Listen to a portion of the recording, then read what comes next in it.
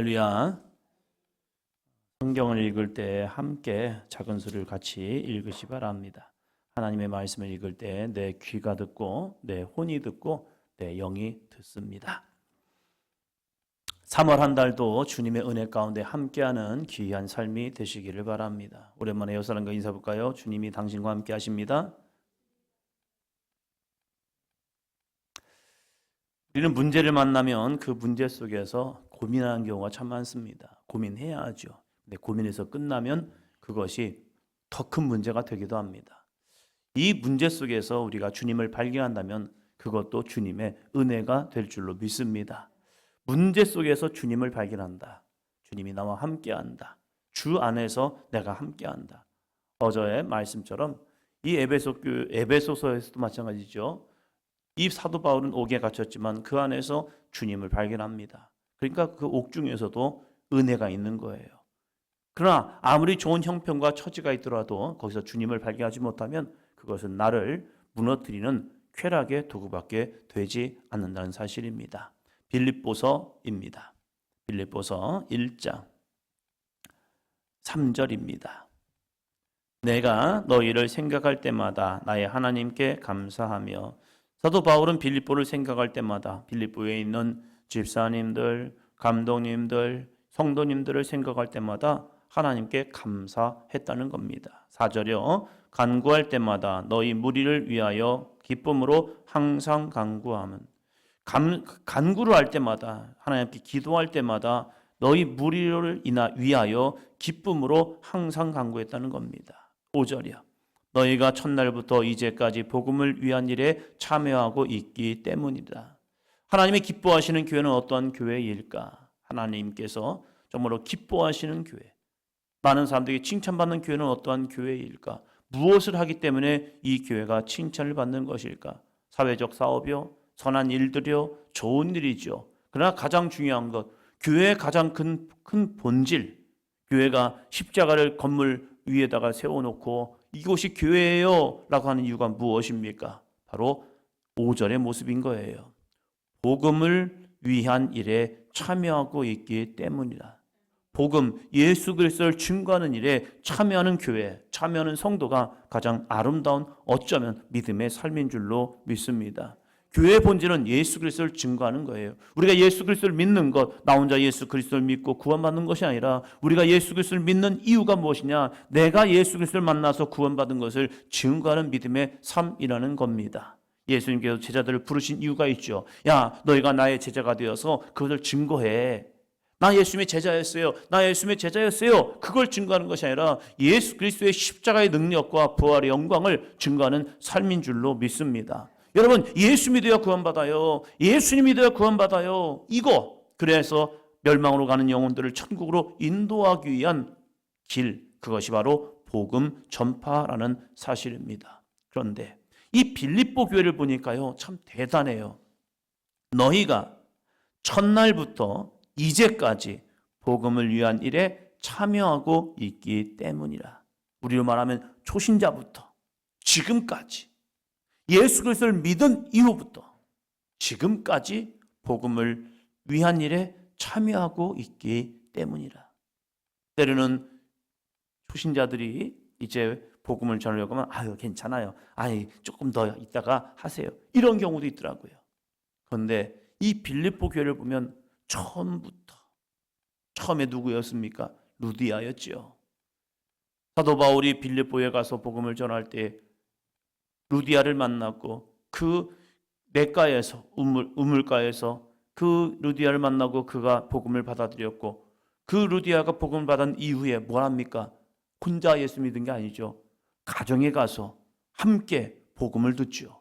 그리고 그의 가정이 온전히 구원함을 받고 그 집을 이 사역자들을 위한 헌신의 장소로 내어놓습니다. 그래서 바울과 그의 일행들을 이 집에 모셔들여 가지고 여기서 당신들이 거하면서 이 빌립보에서 복음을 전하십시오. 또한 복음을 전할 때 빌립보에서 억울한 일을 당하기도 하죠. 옥에 갇혔을 때, 빌립보에 옥에 갇혔을 때 이 사도 바울과 이 실라가 거기서 함께 기도하고 찬양함을 통하여서 감옥문이 열리고 또 간수의 집이 구원받는 은혜를 경험하게 됩니다. 우리의 신앙도 마찬가지입니다. 우리가 예수 그리스도를 믿는 첫날부터 그리스도의 복음을 위하여 함께 참여하는 아름다운 믿음의 삶이 되기를 주의 이름으로 축원합니다. 시작부터 다른 곳이 바로 빌립보라는 사실이었어요. 그래서 그곳에 하나님의 영광이 증거되었고 정말로 많은 부흥을 잇는 모습을 보게 됩니다. 우리 사도행전 교회가 사도행전의 역사를 써나가면서 정말로 그리스도의 복음을 날마다 증거할 수 있는 삶이 되기를 축원합니다. 그것은 어디부터요? 나의 가장 가까운 이웃인 배우자, 그리고 부모님, 자녀들, 그리고 내 주변의 형제들에게도 먼저 복음을 위한 일에 참여하기를 주의 이름으로 축원합니다. 우리가 이제 매월 넷째 주는 가정을 위한 기도죠. 이제 토요일 날 같이 나와서 가정을 위해 기도하는 겁니다. 하나님, 정말로 우리의 자녀들이 진실한 예수 그리스도를 믿는 사람들이요.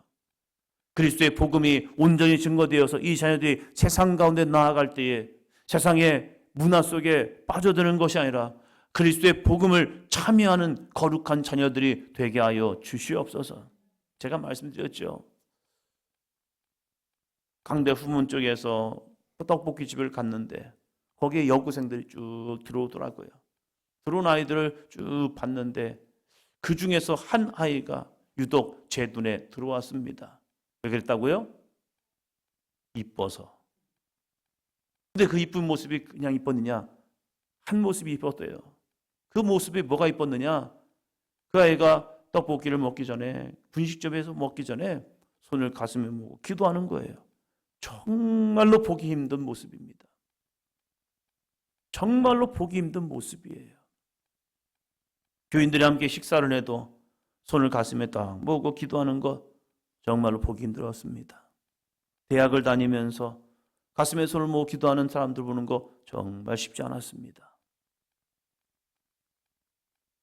많은 교인들이 함께 예배를 드리면서 가슴에 손을 모으고 기도하는 거 정말로 찾기 어려웠습니다.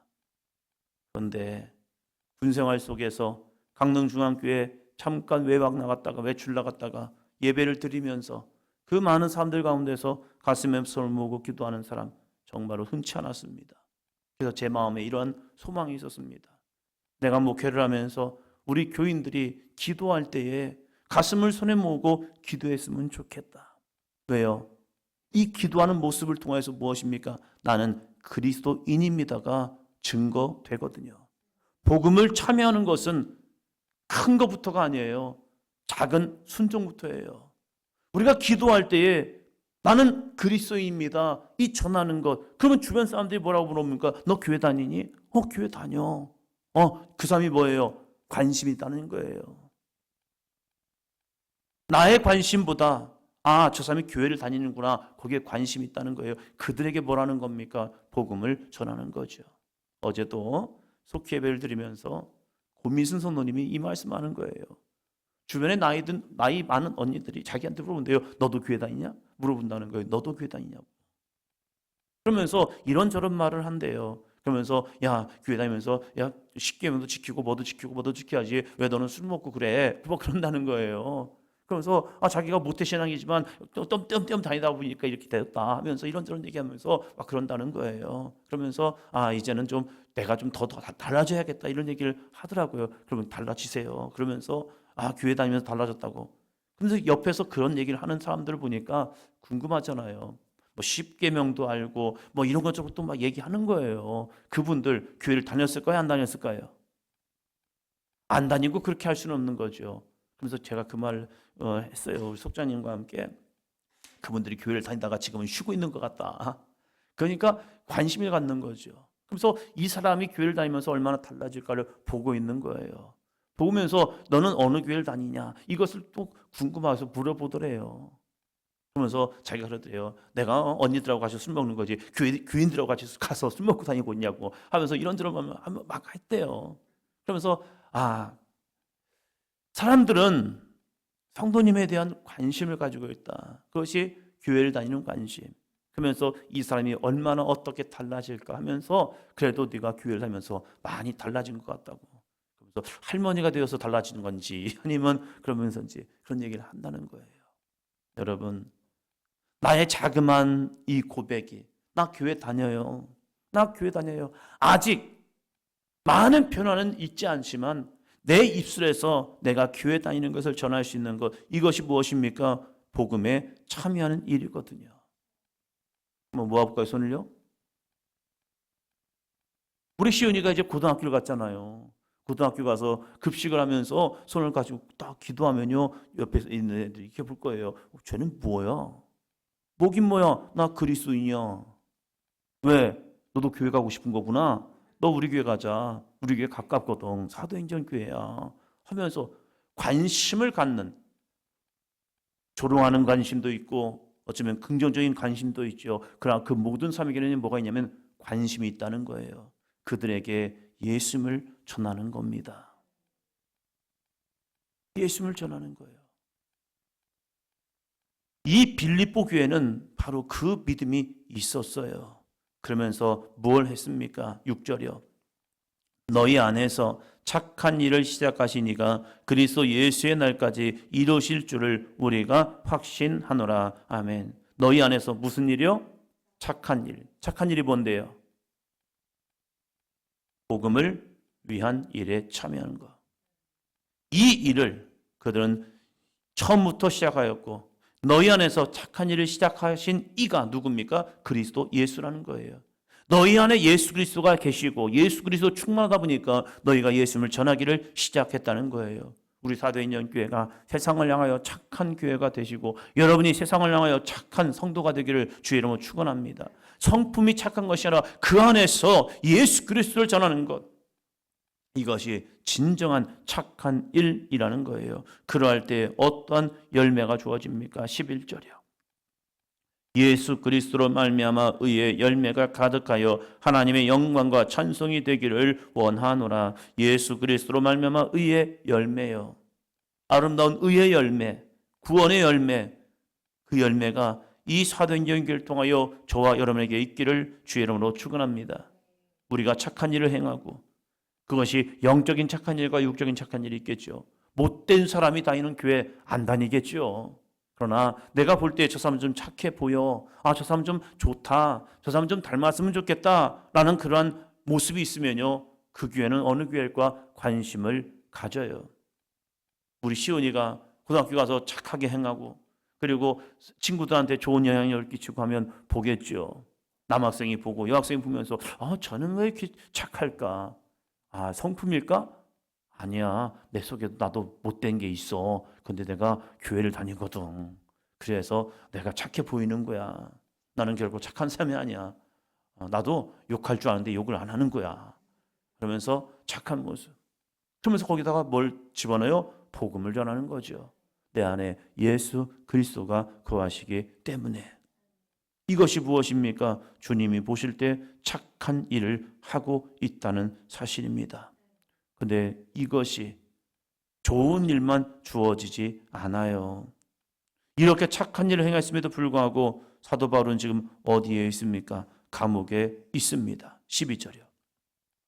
형제들아, 내가 당한 일이 도리어 복음 전파에 진전이 된 줄을 너희가 알기를 원하노라. 13절이요. 이러므로 나의 매임이 그리스도 안에서 모든 시위대 안과 그 밖의 모든 사람에게 나타났으니. 우리가 복음을 전할 때 좋은 일만 일어나냐? 아니더라고요. 때로는 힘들고 어려운 일도 당해요. 근데 그것이 내 믿음의 테스트라는 거예요. 내가 그 문제를 만났을 때 내가 어떻게 반응하느냐? 사도 바울이 빌립보에서 반응을 일으켰죠. 그는 기도하고 찬양을 했다는 거죠. 매는 맞아서 아프고 힘들었지만, 억울한 일을 당했지만 그에도 불구하고 그 안에서 원망과 불평이 아니라 그 안에서 감사를 하였다는 사실입니다. 이 빌립보 교인들에게 바울은 그것을 전하고 있습니다. 내가 지금 옥에 갇혀 있지만 그것이 복음 전파에 뭐가 되어 진전이 되었다. 찬송가 341장의 3절에 보면 이러한 찬양이 내용이 있습니다. 내가 핍박 당할 때에 주의 품에 안기고 세상 고초 당할수록 많은 위로 받겠네. 아멘. 내가 핍박 당할 때에 주의 품에 안긴다는 사실이에요. 내가 핍박을 당할수록 주님 앞에 기도하고 간구할 때에 주님의 품에 안기는 모습을 경험하게 되는 거예요. 또한 세상 고초를 당할수록 많은 위로를 받는 것, 세상에서는 고초를 당하지만 주님이 나를 위로하시는 은혜가 있다는 사실이에요. 사도 바울은 그래서 내가 옥에 갇혀 있지만 그 매임이 도리어 복음을 전파함에 진전이 되었다라고 말합니다. 아니 어떻게 옥에 갇힌 것이 진전이 됩니까? 그 안에서 바울은 좌절하지 않고 낙심하지 않고 복음을 전하는데 정말로 부단히 있었습니다. 그래서 이 아름다운 옥중 서신들이 발견되고 있다는 사실이에요. 우리의 고난도 이 고난을 믿음으로 승화시키면 아름다운 꽃이 될 줄로 믿습니다. 문제가 변하여서 우리에게는 은혜의 통로가 될 줄로 믿습니다. 새 학기가 시작되어서 우리 자녀들이 믿음 또 세상으로 나아가죠. 학교에 나아가죠. 새로운 친구들을 만나고 새로운 만남들이 있어요. 왜 나에게는 친구들이 없지? 내 반에는 왜 내가 친했던 친구들이 없을까? 이것이 복음 진전에는 도움이 되고 있다는 사실이에요. 그 속에서 새롭게 만나는 사람들에게 예수님을 전하고, 야, 너도 우리 교회 갈래? 너도 우리 교회 갈래? 이 복음 전파를 통해서 그 아이들에게 거룩한 생명의 역사가 증거되는 삶도 될 줄로 믿습니다. 어떠한 관점으로 바라보느냐? 문제의 관점으로 보면 낙심되지만 주님의 은혜의 관점으로 보면 복음 전파의 진전이 됩니다. 이 시대 복음 전파의 진전입니다. 새롭게 시작되는 3월 한 달을 통하여서 이 거룩한 복음 전파의 아름다운 통로가 되기를 축원합니다.